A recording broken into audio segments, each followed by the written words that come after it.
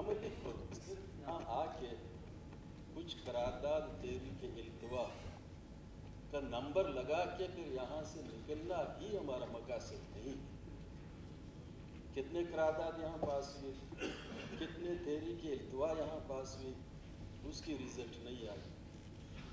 सना Bloch ने जो यहाँ जिक्र की है, बहुत से साथियों ने जो बातें की, अगर हम इस बलूचिस्तान के अमीन हैं, बलूचिस्तान के अवाम ने मैंडेट दे के हमें यहाँ भेजा है, चाहे वो नेशनल असम्बली के मेंबर हो या प्रोविंशियल असम्बली के मेंबर, जिम्मेदारी ये बनती है वहाँ हमारी इस वक्त ट्रेजरी बेंच की जानिब से 5 MLA वहाँ हैं, अपोजिशन की जानिब से PNP वालों की 5 मेंबर वहाँ के हैं। अगर ये करारदाद जहाँ वज़ीर आज़म पाकिस्तान बैठा हुआ है, इंटरनेशनल लेवल पे सारे सहाफ़ी बैठे हुए हैं, ये करारदाद अगर वहाँ रखा जाए, वहाँ पेश हो तो बलूचिस्तान की मफादात होगी।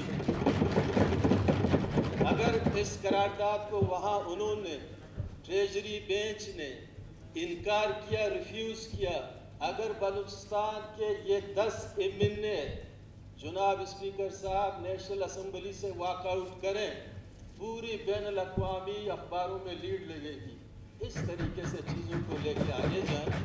2-4 बातें करते रहते हैं, साथियों से सीखते हैं, ऐसे हो जाए तो बेहतर है। बस हर चीज़ पे करारदाद लाते हैं। शुक्रिया जनाब।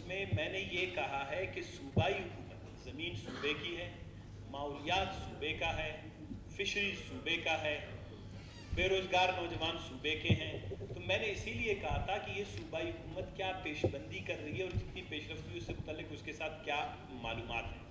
अगर वो दे देते तो शायद ये नौबत यहाँ तक नहीं पहुँचती, लेकिन अगर ये नौबत यहाँ तक पहुँच गई, इसलिए मैंने कहा कि आप करारदाद में कि अगर आप समझते हैं, क्योंकि ये बात आई सना बलोच साहब, आप लोग लाना चाहते हैं, आप लोग तैयार कर दें, अगर सबकी राय हुई तो मतलब के पास हो जाएगा, यहाँ से कोई इशू नहीं, आगे बढ़ाते हैं मेरे। ठीक है, ठीक, थैंक यू।